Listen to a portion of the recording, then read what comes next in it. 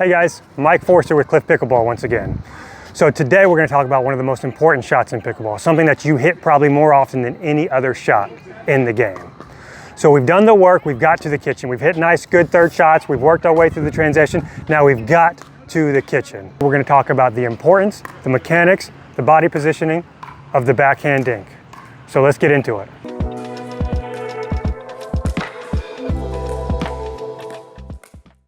So the first thing we're going to do is we're going to go over the mechanics of the backhand dink.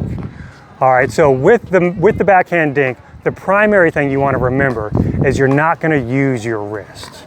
Once you start introducing the wrist, the ball can start getting in different directions, high, low. It's a little muscle to control. So we want to control with the shoulder, much larger muscle with a pendulum swing from the shoulder. We want to limit our backswing. We don't want a big backswing, we want to make a small backswing, and we want to pendulum from the shoulder to create this nice movement with the arm that's natural to the body. All right, so now the other important part of this is the swing path of which we hit this backhand dink. We understand that if I have a swing path that's going straight or down, that ball is likely to go into the net unless I can contact it really high. It's unlikely in most backhand dinks. So what we're gonna do is we're gonna have a swing path that's low to high, and we're gonna be able to lift that ball over the net and get it where we want every time. And then the third part of this is the paddle angle. So we have to understand the more closed my paddle is, the more I have to lift up on the ball to actually get that ball over the net. For me, I like to open this paddle pretty wide and be able to put that ball where I want it. Most people think that that's gonna pop up the ball. However, what really determines if we pop up the ball is if we have a closed paddle face and we've gotta go high. So we open the paddle and we still have a low to high swing path of a gradual grade, and we just lift that ball where we want it every time. Okay, so now we need to talk about where we want to hit our backhand dink. So if we're coming from this side, we're coming over here to hit backhand dinks.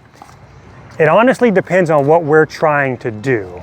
The number one thing that we want to be able to do is be able to move that dink around consistently without missing, obviously.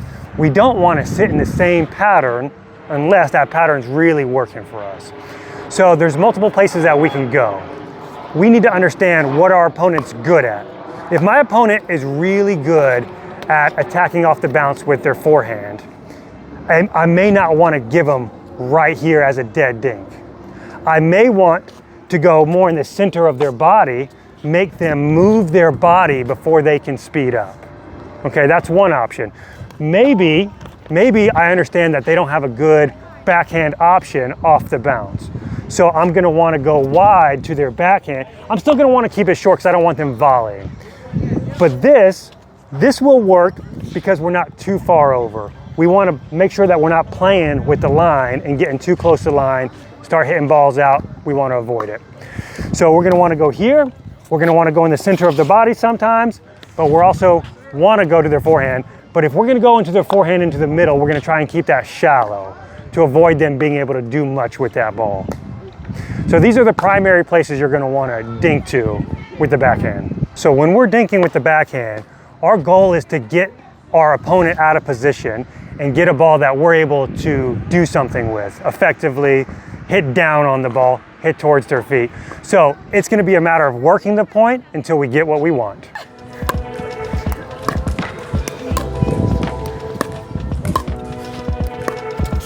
There it is. And that's what we're looking for. We maneuvered her around a little bit. She gave us the pop-up. We took the put away. That's all we're after.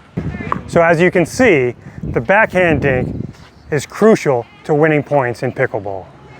All we've got to do is position our body, lift up on the ball, put it where we want it, maneuver our opponents around, and we'll get the shots that we're looking for.